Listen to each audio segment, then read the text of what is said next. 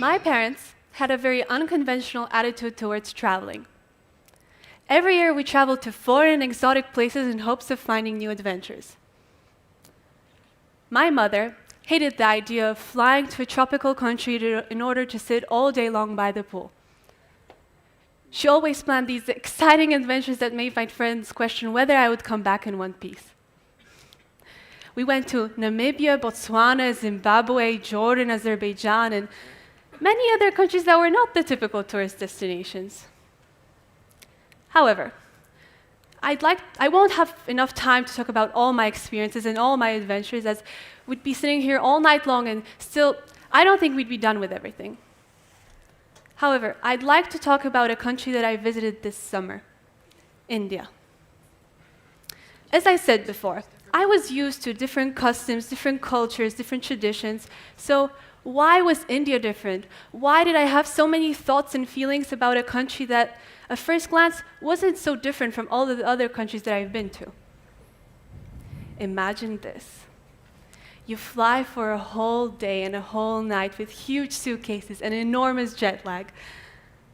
You get out, you're in an international airport. You get an overpriced taxi, you get out of the taxi, and you find yourself in the biggest, most enormous crowd you've ever been in. The heat is unbearable. You can barely breathe through your nose, and the sound of honking cars is all you can hear. The smell is even worse. So I stood there in the middle of the crowd.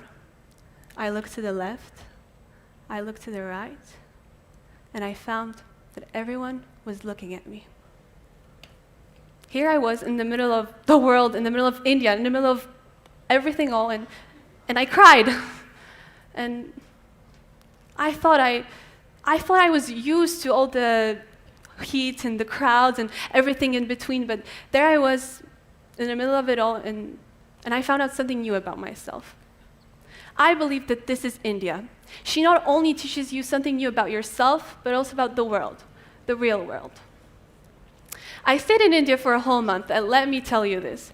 She's definitely not easy to understand. She's someone that you either fall in love with as soon as you see her, or someone that you hate and never want to see again. For me, it wasn't love at first sight. I wanted to go back home as soon as I arrived. I hated the fact that people were coming up to me and wanted to take pictures of me. I hated the fact that I had to take my shoes off in buildings where the floor was completely covered in everything. I was sad by the fact that people were living on the streets with nothing but a carton box. But after some time, I adapted. And I saw a different side of India, a more beautiful one. And I found that there are lessons that she wants to give to us. Now, what you should know about India is that she's the home of many religions. I've never in my life been to so many mosques, Hindu, Buddhist temples, and Sikh shrines. But what was beautiful about seeing these temples was seeing how India respected you no matter what religion you believed in. No matter if you're a Buddhist or Muslim or whatever you were, you'd be appreciated and accepted. People were proud to be who they are and wanted everyone else to encourage everyone else to be just what they are. They wanted to teach everyone about their religion as well as learn about others, and I found that new but inspiring at the same time. How did I start thinking about all of this? Well, I remember flying to Dharamsala, a small village located in the Himalayan mountains.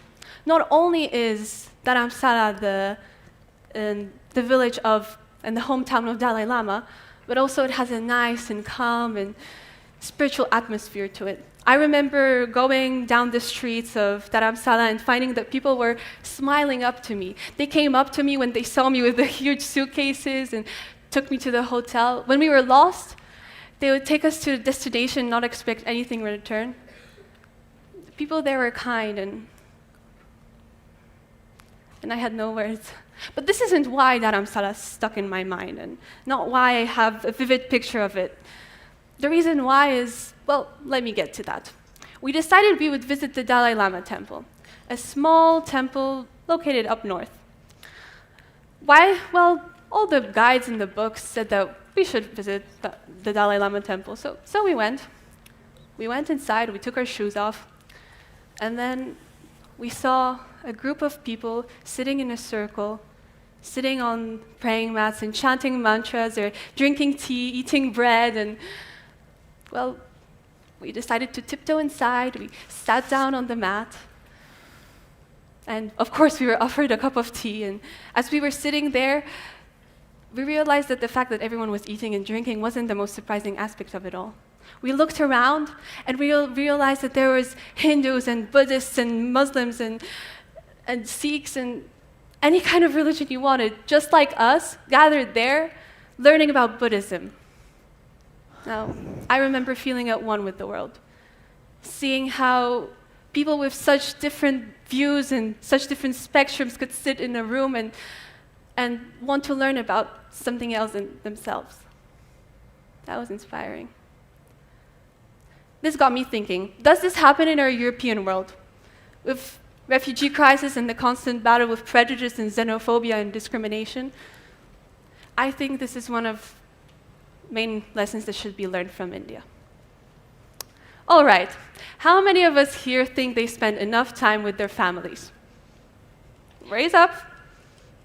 Okay, I see, all right. Well, in India, family is taking as top priority. Nothing above family. How do I know this? Well, another story.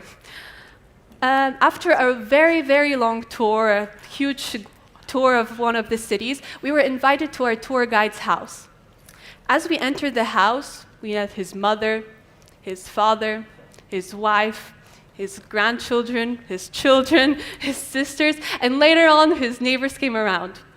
We all sat again in a circle while drinking tea and eating bread, of course.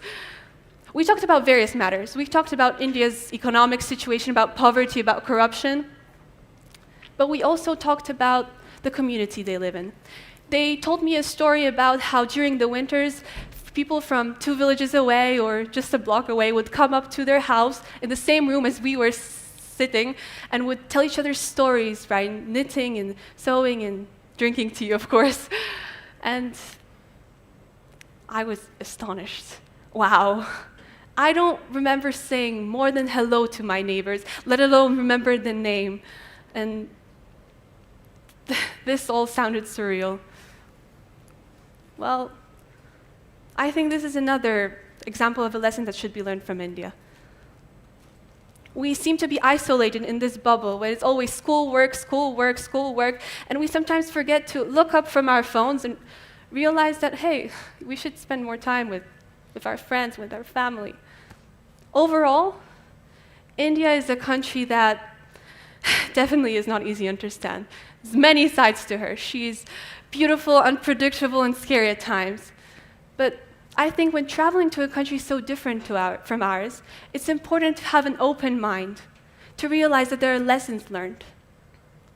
India has taught me that we should appreciate diversity, that we should be kind to one another, and that, in the end, we should keep our friends and family close to our hearts. Well,